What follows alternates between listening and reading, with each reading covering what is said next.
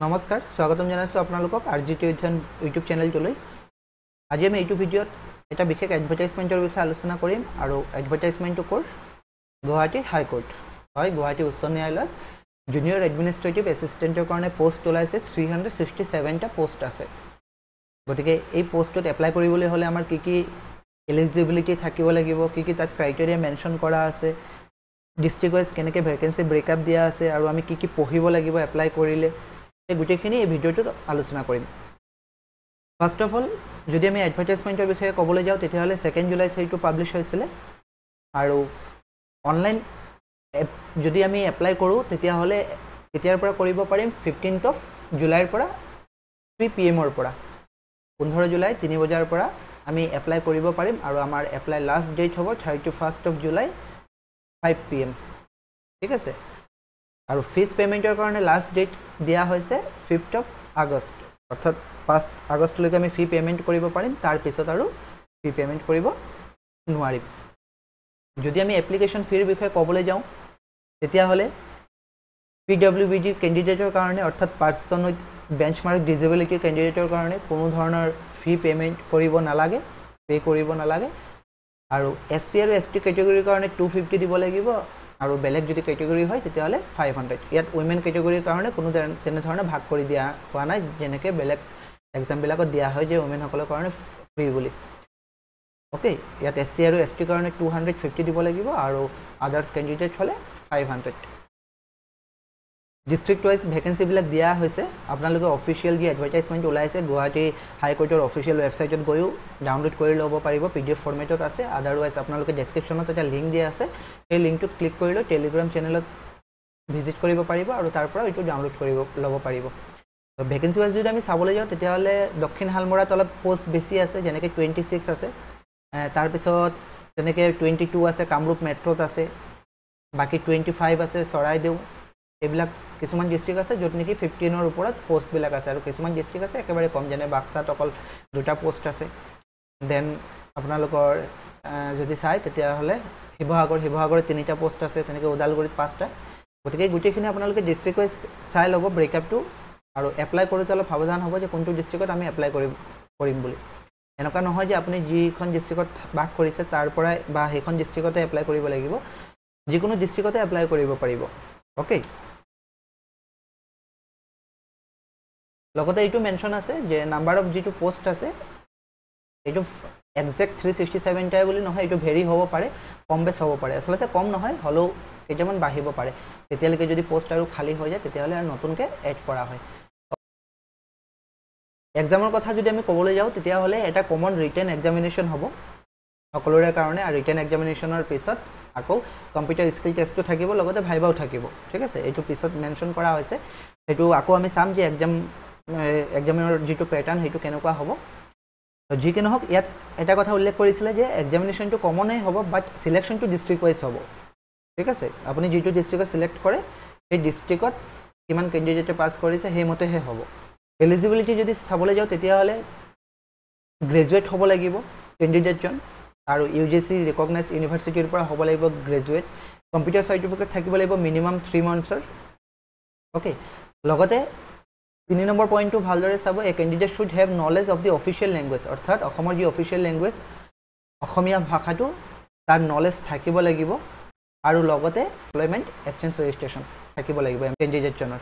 এজৰ কথা যদি আমি ক'বলৈ যাওঁ তেতিয়াহ'লে UR ৰ কাৰণে মিনিমাম 18 আৰু ম্যাক্সিমাম হ'ব 40 ইয়াৰ্স OBC আৰু MOBC ৰ কাৰণে মিনিমাম 18 আৰু maximum 43 years SC ST plain আৰু হিলছৰ কাৰণে 18 হয় মিনিমাম আৰু ম্যাক্সিমাম 45 আৰু PWBD ক্যান্ডিডেটৰ কাৰণে 50 ইয়াৰ্স লৈকে এপ্লাই কৰিব পাৰিব সিলেকশ্যন প্ৰসেস যেটো মই কৈছিলো ফাৰ্স্ট অফ অল তো এটা কমন ৰিটেন টেষ্ট হ'ব OMR বেসিছত হ'ব 120 মাৰ্কছৰ হ'ব ঠিক আছে সময় থাকিব 2 ঘণ্টা তাতে জেনাৰেল ইংলিশ 50 মাৰ্কছ থাকিব আৰু ইংলিশৰ যেটো ওয়েটেজ আটাইতকৈ বেছি ইয়াত থাকে বিশেষকৈ ভকেব সেকশনটো সিনোনিমছ এন্টোনিমছ OWS জেনাৰেল নলেজ আহিব আৰু কম্পিউটাৰ নলেজ 30 মাৰ্কছৰ আৰু জেনাৰেল এপ্টিটিউড 20 মাৰ্কছৰ 2 নম্বৰ পইণ্টটো অলপ ভালদৰে মন কৰিব ইয়াত অফিচিয়েল ল্যাঙ্গুৱেজ যেটো আছে আমাৰ অসমীয়া 20 মাৰ্কছৰ এটা এক্সাম হ'ব but this is for qualifying qualifying মানে এই এক্সামত 20 মাৰ্কছৰ ভিতৰত আপুনি 40% পাবই লাগিব অৰ্থাৎ 8 মাৰ্ক পাব লাগিব 20ৰ ভিতৰত যেতিয়া 8 পাব তেতিয়া হলেহে আপুনি কোৱালিফাই হ'ব লাগিলে আপোনালোকে ৰিটেন টেষ্টত যিমানে নাপাওক কিয় বাট কোৱালিফাইং মাৰ্কছটো আপোনালোকে পাস কৰিব লাগিব অৰ্থাৎ অসমীয়া সাবজেক্টত পাস কৰিব লাগিব 8 মিনিমাম পাবই লাগিব প্ৰতিটো কোৱেশ্চনৰ কাৰণে 1 মাৰ্ককে থাকিব আৰু এইবাৰ 0.25 মাৰ্ক পাৰ কোৱেশ্চনত নেগেটিভ মাৰ্কিং থৈছে ওকে এটা কোৱেশ্চন যদি ৰং কৰো 0.25 মাৰ্কস যাব লগতে এটা আৰু এটা পইণ্ট উল্লেখ আছে ইয়াত marks obtained in the Assamese language segment will not be counted in preparing the merit list of written test as well as the final selection list অৰ্থাৎ এই যেটো অসমীয়া পেপাৰ যিখন কৈছিল কোৱালিফিকেশনৰ কাৰণে মানে কোৱালিফাই কৰিবলৈ হলেহে Assamese যেটো সেকশন থাকিব হেতুত পাস কৰিব লাগিব বাট সিলেকশনৰ সময়ত বা মেৰিট লিষ্টৰ সময়ত এই Assamese মাৰ্কটো অৰ্থাৎ 20 মাৰ্কছৰ ভিতৰত হেতু কাউন্ট নহয় কাউন্ট হ'ব কোনটো কাউন্ট হ'ব যেটো ৰিটেন হ'ব লগতে ৰিটেনৰ লগত থাকিব কম্পিউটাৰ অৰ্থাৎ স্কিল চাব আৰু লগতে ভাইবা থাকিব এই তিনিটাৰ মাৰ্কস লৈ পিনেহে যেটো সিলেকশন লিষ্ট এটো প্ৰকাশ পাব অসমীয়া বিষয়টো কেৱল মাত্ৰ কোৱালিফাই কৰিবলৈ অৰ্থাৎ আপুনি 40% তাত পাবই লাগিব ঠিক আছে ৰেশিওটো কেনেকুৱা হ'ব candidates in the ratio of 1:5 from the rank wise mark sheet of the written test 5 times of total post of a particular district অৰ্থাৎ 1:5 কে মাতিব ফৰ এক্সাম্পল মই ইয়াত যদি ধৰিলো কোনো এখন ডিস্ট্ৰিক্ট জেনেকে ধৰক বজালিত আছে ভ্যাকেন্সি টোটাল 9 তেতিয়া হলে ৰিটেন টেষ্ট পাস কৰাৰ পিছত কম্পিউটাৰ স্কিল টেষ্টৰ কাৰণে 9:5 অৰ্থাৎ 45 জন ক্যান্ডিডেটক সিলেক্ট কৰিব বজালি ডিস্ট্ৰিক্টত যিসকলে এপ্লাই কৰে ওকে আই হোপ এটো বুজি পাইছে আপোনালোকে 1:5 কে মাতিব ডিস্ট্ৰিক্ট ওয়াইজ তাৰ পিছত এটো কম্পিউটাৰ স্কিল টেষ্টৰ কাৰণে কলো কম্পিউটাৰ স্কিল টেষ্ট 35 মাৰ্কছৰ থাকিব আৰু কম্পিউটাৰ স্কিল টেষ্টত কি আহিব first of all typing test তেওঁলোকে চেক কৰিব কোনো এটা সফটওয়্যাৰ দি দিব টাইপিং এপ্লিকেশন সফটওয়্যাৰ তাত 20 মাৰ্কছ থাকিব আপোনাৰ যি টাইপিং স্পিড হেতু চেক কৰিব একুৰেসি চাব ঠিক আছে টাইপিং স্পিডৰ লগত একুৰেসিও চাব লগতে আকৌ 15 মাৰ্কস ওয়াৰ্ড প্ৰসেসৰ আৰু স্প্ৰেডশীট অৰ্থাৎ এমএস ওয়াৰ্ড বা এমএস এক্সেল তেনেকে দিব তাৰ 15 মাৰ্কস থাকিব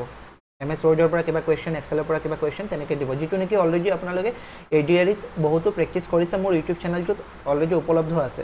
তাৰ পৰা বহুখিনি হেল্প পাব তাৰ পিছত টাইপিং টেষ্টৰ পিছত অৰ্থাৎ স্কিল টেষ্ট যি হ'ব কম্পিউটাৰৰ ইয়াৰ পিছত আকৌ 1:3 মাতিব যেটো নেকি ৰিটেন টেষ্টৰ পিছত 1:5 কে মাতিছিলে এতিয়া 1:3 কে মতা হ'ব লাষ্ট ষ্টেজৰ কাৰণে অৰ্থাৎ ভাইবাৰ কাৰণে ঠিক আছে ডিস্ট্ৰিক্ট ওয়াইজ যদি কোনোবা ডিস্ট্ৰিক্টত জেনেকে বজালিত মই কৈছিলো যদি টোটাল পোষ্ট 9 আছে তেতিয়া হলে তেতিয়া 27 মাতিব ওকে ফাৰ্স্ট অফ অল তো 45 মাতিছিলে কিন্তু তাৰ পিছত হৈ যাব 27 আৰু 27 ৰ পিছত তাৰ পিছত ভাইবা হ'ব আৰু ভাইবাত 15 মাৰ্কস থাকিব ঠিক আছে তেতিয়া হলে গুটেখিনি প্যাটাৰ্ন বুজি পাইছে যে ফাৰ্স্ট অফ অল ৰিটেন টেষ্টৰ পিছত কম্পিউটাৰ স্কিল টেষ্ট তাৰ পিছত ভাইবা থাকিব ঠিক আছে আই হোপ এখিনি বুজি পাইছে গটিকে এখিনি আছিল মূলত কেনেকৈ সিলেকশন প্ৰসেসটো হ'ব কি পঢ়িব লাগিব আৰু ইয়াৰ পিছত আপোনালোকে যদি আৰু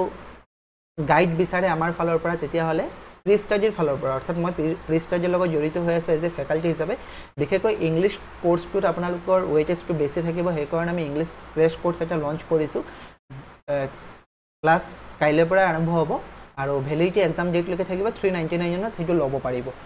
ঠিক আছে এইটো নম্বৰত যোগাযোগ কৰিব পাৰে আদাৰৱাইজ মোৰ নম্বৰতো যোগাযোগ কৰিব পাৰিব এই নম্বৰটো 9678717176 ঠিক আছে আৰু বাকি আমি কোৰ্সৰ কাৰণে কেলে লঞ্চ কৰা নাই গুটে গিটাৰ সাবজেক্টৰ কাৰণে ইতিমধ্যে এডিআৰিৰ কাৰণে আমি যথেষ্ট মেটেৰিয়েল আপোনালোকক দি থৈছো আমাৰ ৰেগুলাৰ ষ্টুডেন্টসও আপোনালোক আছে বহুত নিশ্চয় গম পায় এডিআৰিৰ কাৰণে ইউটিউবতো উপলব্ধ আছে লগতে আমাৰ এপতো উপলব্ধ আছে লগতে প্ৰি ষ্টাডি এপতো বহুত এমসিকিউ ফ্ৰী পাব আৰু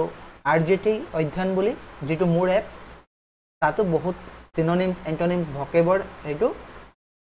তাত উপলব্ধ আছে ঠিক আছে আৰজিটি অধ্যয়ন প্লে ষ্টৰত পাই যাব হেতু ডাউনলোড কৰি লব ইনষ্টল কৰি লৈ বহুতখিনি ফ্ৰী সেকশন তাত আছে যেনেকে সিনোনিমস পাব এন্টোনিমস পাব OWS ৰ পাব তাৰ পিছত ডিটাৰমিনাৰৰ পাব যেটো নেকি এক্সামত প্ৰিভিয়াস ইয়াৰৰ কোৱেশ্চনত আহিছিলে আৰু লগতে যিমান প্ৰিভিয়াস ইয়াৰৰ এক্সাম আছে জে ডাবল এৰ সেই কুৱেশ্যন পেপাৰখিনিও আৰু লগতে সেই কুৱেশ্যন পেপাৰৰ মক টেষ্টটো তাত আছে ফ্ৰী অফ কষ্ট ঠিক আছে তেতিয়াহ'লে ইয়াত পিছত যদি আপোনালোকে বিচাৰে যে আৰু ক্লাছবিলাক কেনেকৈ আমি কৰিম